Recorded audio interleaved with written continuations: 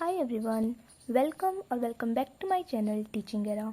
आज मैं आपको बताऊंगी कि आप बीएड में 90% मार्क्स कैसे करके लेके आ सकते हैं। अगर आप एक सही स्ट्रेटेजी को फॉलो करते हैं तो आप इजीली अपने 80% मार्क्स ला सकते हैं बीएड में। पेपर में आंसर को लिखने का सही तरीका, कौन सा सेक्शन पहले करें, कौन सा सेक्शन कितने मार्क्स का है, ये स्पेशली श्रीदेव सुमन यूनिवर्सिटी से रिलेटेड है। और जैसा कि आपको पता ही होगा कि श्रीदेव सुमन यूनिवर्सिटी में फर्स्ट ईयर के पेपर 3 अक्टूबर से है। ये वीडियो मैं आज 1 अक्टूबर को पोस्ट कर रही हूँ। आई होप ये आपके लिए बहुत हेल्पफुल रहे। So without wasting more time let's get started. सबसे पहले एडवाइस से स्टार्ट करते हैं। मेरी एडवाइस ये रहेगी कि आप सबसे पहले सेक्शन बी को अटेम्प्ट करें। अटेम्प्ट सेक्शन बी फर्स्ट, क्योंकि सेक्शन बी में सिर्फ 2 क्वेश्चन होते हैं। दोनों क्वेश्चन 15-15 नंबर के, यानी कि टोटल सेक्शन बी 30 नंबर का होता है। और लास्ट में अगर आप सेक्शन बी करेंगे तो मतलब एक तो टाइम कम मिलता है और इतना प्रेशर में आप अच्छे से नहीं रिप्रेजेंट कर पाएंगे, ना ही तो आप अच्छे से लिख पाएंगे। तो आप पहले सेक्शन बी अटेम्प्ट कर लीजिए और आई थिंक 1.5 घंटा लगाइए आप सिर्फ, मतलब 1.5 आवर में कोशिश करिए कि आप सेक्शन बी कंप्लीट कर लें। 1.5 घंटा सेक्शन बी को दें और 1.5 घंटा ही सेक्शन ए को दें। तो सबसे पहले आप देख लीजिए, लॉन्ग आंसर रहते हैं तो एक तो आपको दें 15-15 नंबर के दोनों क्वेश्चन रहते हैं, तो राइट 1 लॉन्ग आंसर। एक आंसर को आपको 6 to 8 पेजेस में लिखना है। और ये मैं टोटल पेजेस बता रही हूँ, 1 2 आगे पीछे दोनों मिलाकर, या तो 6 पेज में या तो 8 पेज में। आप ऐसा कर सकते हैं कि पहला क्वेश्चन आपने 8 पेज में कर लिया और जो लॉन्ग का दूसरा क्वेश्चन है उसे 6 पेज में कर दीजिए। अब ये 6 पेज में कैसे लिखना है, बिल्कुल नोटबुक भरने वाला सिस्टम नहीं करना है। मैंने पॉइंट्स वाइज लिखा है कि आपको कैसे करके करना है। सबसे पहले तो राइट इन पैराग्राफ में लिखिए।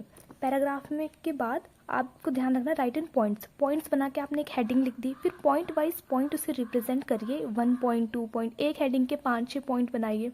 इससे आपकी नोटबुक भी साफ सुथरी लगती है और एग्जामिनर को चेक करने में भी ईजी रहता है और पता भी लगता है कि हाँ बच्चे को कुछ पता है। मेक डिफरेंट हेडिंग, अलग अलग हेडिंग बनाइए। जैसे आप इसी में देख सकते हैं, मैंने पहले ये हेडिंग लिखी थी कि बैचलर ऑफ एजुकेशन बीएड। मैंने एक रिप्रेजेंटेशन दे दिया कि मैं बैचलर के बारे में बताने वाली हूँ, हाईलाइट कर दिया कि टारगेट 90% है। तो इसी तरीके की आपको हेडिंग्स भी यूज़ करनी है अपने उसमें और डिफरेंट हेडिंग्स बनानी है। मेक फ्लो चार्ट आप कैसे करके बना सकते हैं मैं आपको दिखाती हूँ मेरे नोट्स में। आप ये देख सकते हैं कि मैंने एक फिजिकल साइंस का फ्लो चार्ट बनाया है। ये फिजिकल साइंस के बारे में मैंने इसमें बता रखा है। तो आप इस तरीके के फ्लो चार्ट्स बना सकते हैं। एग्जाम्पल है, एक और चार्ट दिखाती हूँ मैं आपको। एक इस तरीके का फ्लो चार्ट बना सकते हैं कि बीच में कुछ लिख दिया, जैसे रियल एजुकेशन डेवलप, और क्या क्या डेवलप करती है, सेल्फ कॉन्फिडेंस लाती है, इंटेलिजेंस लाती है। ये मैंने स्केच और ब्लू पेन से लिखा क्योंकि मैं अपने नोट्स जब बना रही थी, जब मैंने पढ़ाई करी थी उसके अकॉर्डिंग बनाया था। लेकिन आपको एग्जाम में ऐसा रंग बिरंगा नहीं करना है। आप सिर्फ ब्लैक स्केच का यूज़ कर सकते हो, ब्लू एंड ब्लैक पेन का ही यूज़ करना।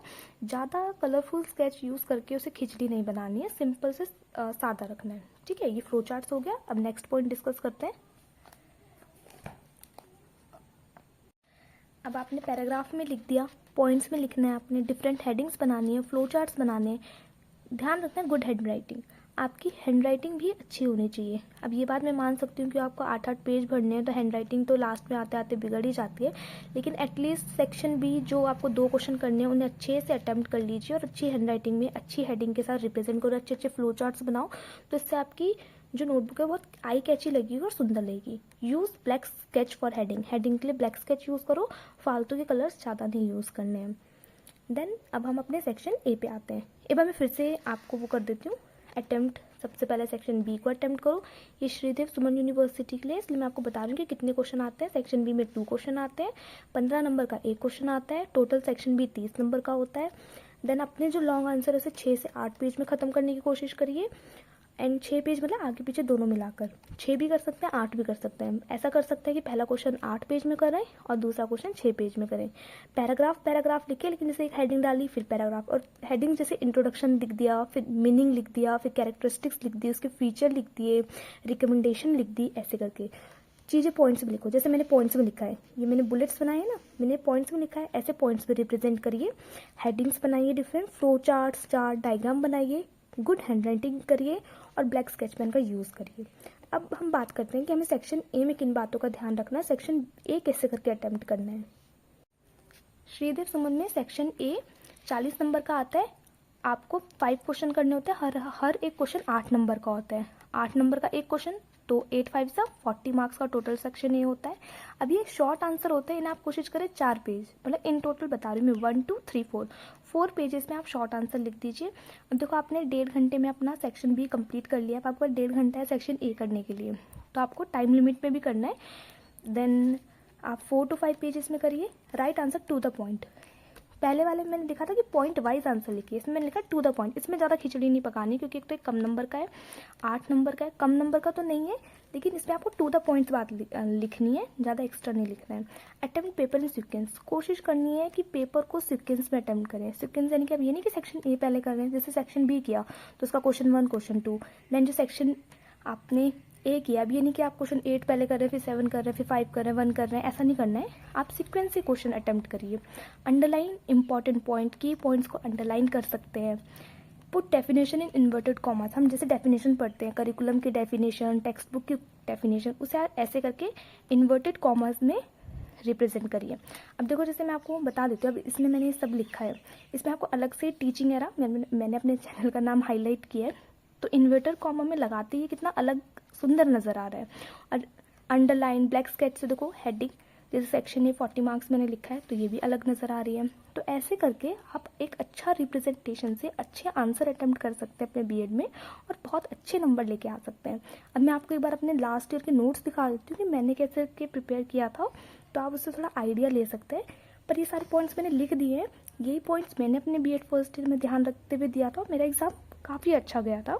आप लोगों के लिए आई होप ये सब चीज़ें काम करें। मैं आपको एक बार अपने नोट्स दिखा देती हूँ। उस नोट्स के लिए मैंने एक डिफरेंट वीडियो भी बनाया, लेकिन इस वीडियो में भी मैं उसको कवर कर देती हूँ। जैसे कोठारी कमीशन है, सबसे पहले मैंने इसकी हेडिंग डाली है, देन मैंने इसका इंट्रोडक्शन से स्टार्ट किया। इतना इंट्रोडक्शन आपका एक पेज में आ जाएगा। देन आप क्या कर सकते हैं, ये मैंने एक फ्लो चार्ट टाइप का बनाया है, ये मैंने बॉक्स बनाया जिसमें मैंने सारी इंपॉर्टेंट डेट्स लिख दिया। अब इससे एग्जामिनर को पता चलेगा कि हाँ, मुझे कोठारी कमीशन के बारे में सब कुछ पता है, उसका हेडक्वार्टर कहाँ है, उसे कब फाउंड किया गया, कब सबमिट किया गया, उसके चेयरपर्सन कौन है। तो इस तरीके का flow chart, box, important notes आप ऐसे करके बना सकते हैं। उसके बाद मैंने नेक्स्ट हेडिंग डाली, नीड फॉर कोठारी कमीशन। अब ये हेडिंग हो गई। अब ये तो मैंने नोट्स अपने बनाए थे, तो मैंने सिंपल लिखा, लेकिन आप इसे ब्लैक पेन से अच्छे से हाईलाइट करें, जैसे अच्छे से आप इसे सजा सकते हैं कि ये बिल्कुल अलग नज़र आए। Need for Kothari commission, then उसे पॉइंट वाइज लिखा, 1 2 3 4 5। इन पॉइंट्स को आप अपने अकॉर्डिंग बढ़ा भी सकते हैं। देन मैंने नेक्स्ट पॉइंट लिखा, ऑब्जेक्टिव ऑफ कोठारी कमीशन। इससे पहले मैंने नीड लिखा, need for Kothari commission, then objective of Kothari commission. ये 2 हेडिंग होगी, और हेडिंग में भी मैंने फिर से पॉइंट वाइज लिखा है। मैंने अपने एग्जामिनेशन में भी ऐसे करके ही रिप्रेजेंट किया थे। देन नेक्स्ट हेडिंग होगी recommendation of Kothari commission. Kothari commission की रिकमेंडेशन क्या थी, अब ये देख सकते हैं आप।